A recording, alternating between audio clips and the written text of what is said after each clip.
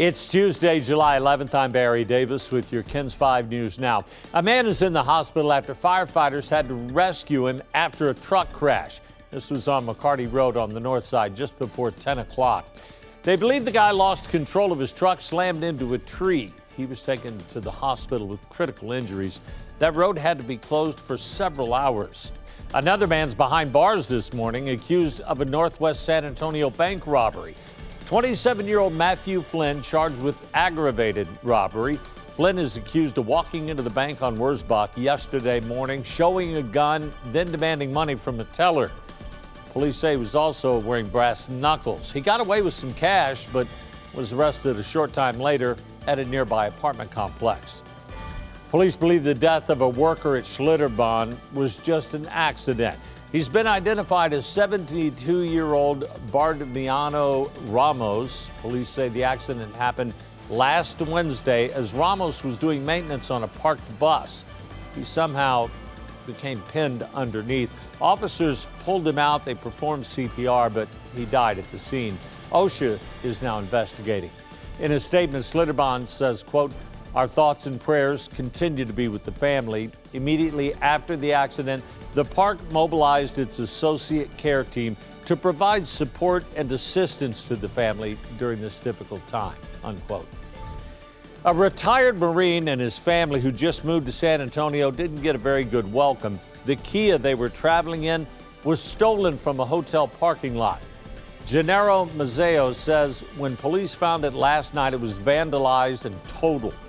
He and his family had been staying at the Marriott Hotel waiting for their home to be move-in ready, but now priceless memories, including military medals and antique shotguns that were inside the car, are gone.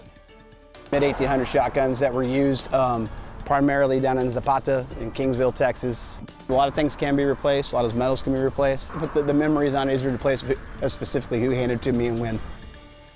Now, there have been 24 calls for service at that hotel by police, mostly disturbance reports.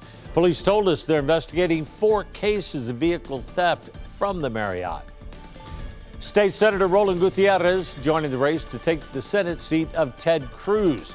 Gutierrez represents San Antonio, Uvalde, and a wide portion of the Texas-Mexico border from Eagle Pass to Big Bend. He joins Congressman Colin Allred from Dallas, who's also running.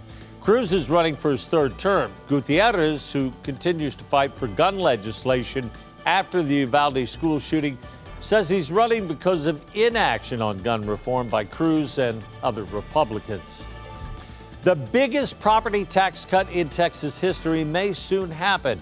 Lawmakers in Austin finally agreed on a deal they say could save you thousands every year. A big chunk of the deal is giving $12 billion from the state's surplus to Texas school districts. That's going to help reduce the school property tax rate. Homestead exemptions would also increase from $40,000 to $100,000. This measure still needs to pass the House and Senate. Then it would need approval from the governor before heading to the ballot in November. San Antonio's original Latinx Film Festival set to return today. It runs through Sunday at the historic Guadalupe Theater. Organizers say this year is special because they have a greater than ever Texas filmmaker presence. The 44th year will feature 114 films, 40 of which are from Texas, and 38 of those are from San Antonio.